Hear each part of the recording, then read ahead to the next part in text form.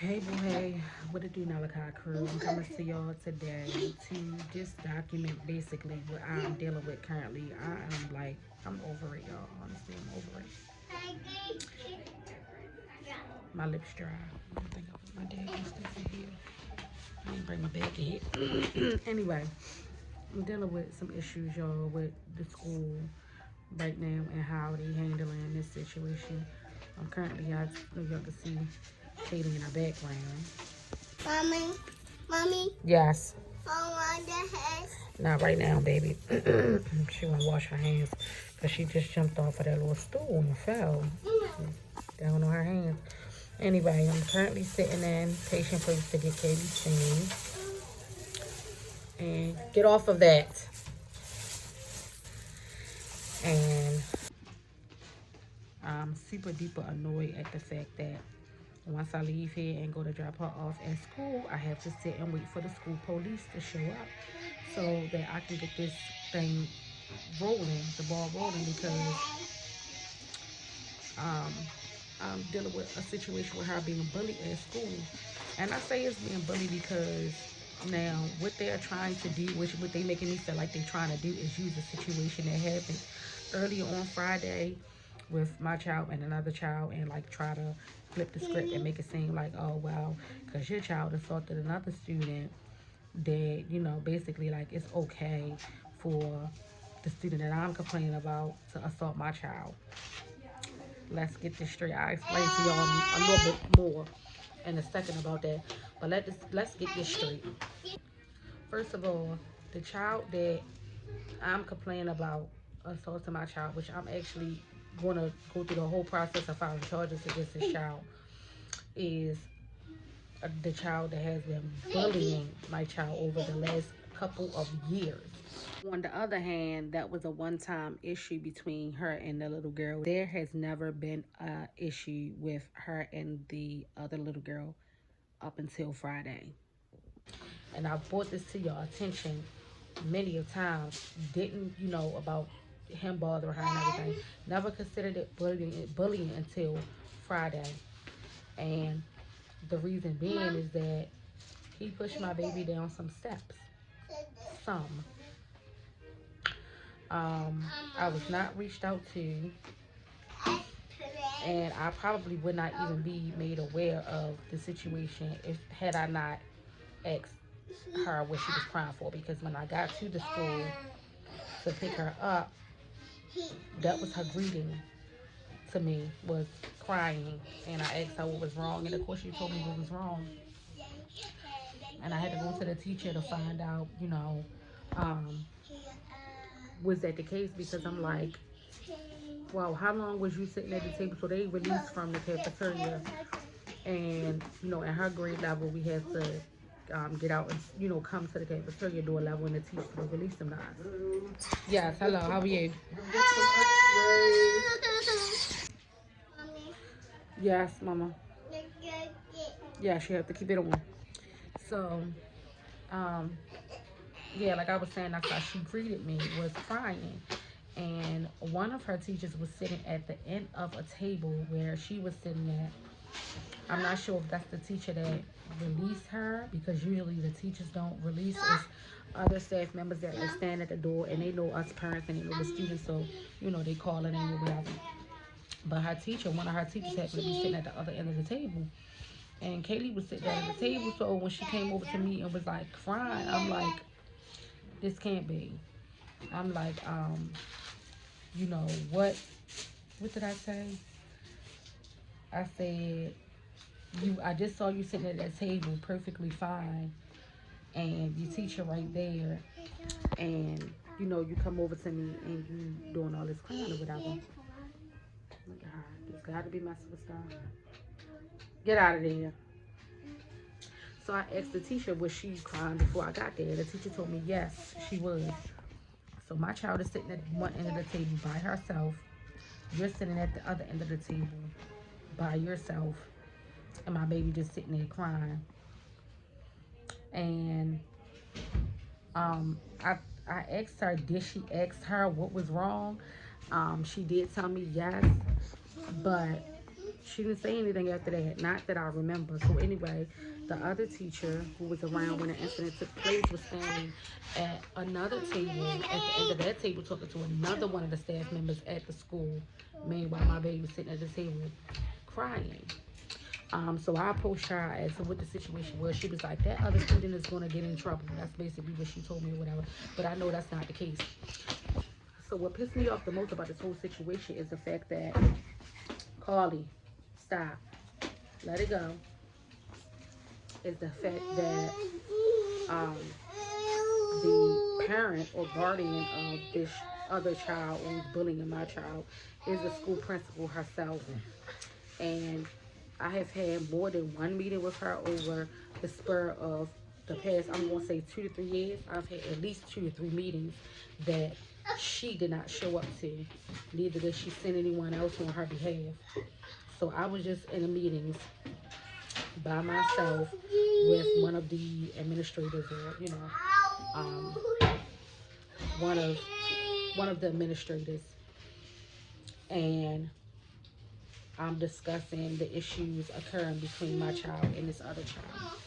And the other child's parents are nowhere to be, or representative, I could say, is nowhere to be found, nowhere near. Nowhere near.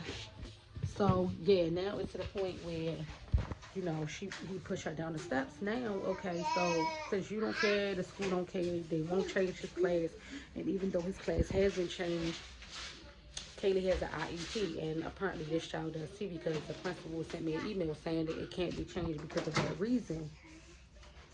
And it's no way to completely separate them if, what you say, if there is, if they even do separate, then at some point they would still, end up crossing paths, in classes that they take or whatever the case may be.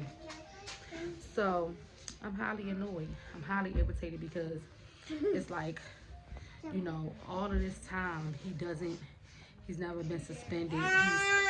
Okay, so just last week, just over the spur of a week, and this is why I'm like, okay, so this was a build up. And this is why things should have been addressed. And I shouldn't be put on a back burner. My child shouldn't be put on a back burner, because what I feel like is because this child lost both his parents.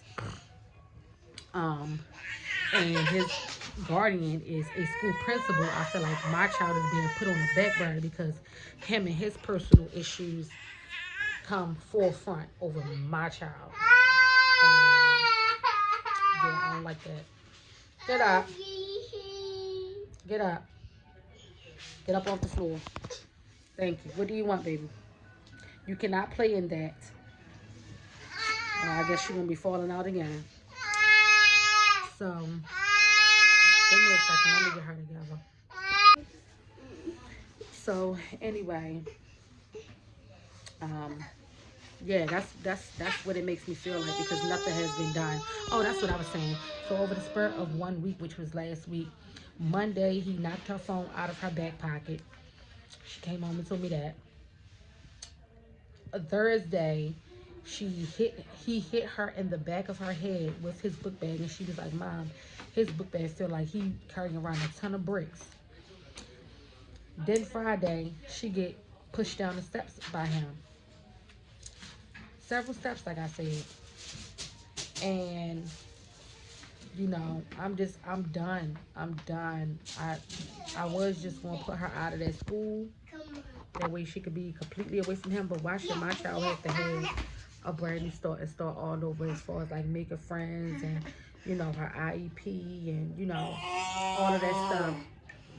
So I'm just gonna go to the school today. Once I drop her off after this doctor's appointment from her getting seen, I'm gonna call the police and I'm gonna start the process of filing charges against the little boy. It is what it is. What you running for? Your x-rays all done? I'm okay. If y'all have ever dealt with a situation similar to mine, let me know what steps y'all took to take, to, like, first of all, I know I'm not even overthinking this or overdoing anything. I'm not, being dramatic about it or whatever. Because I tried. Like I said, this is over the span of several years. Stop. Stop. So I know I'm not doing the most with this situation. Um, and I'm even annoyed that I have to go through all of this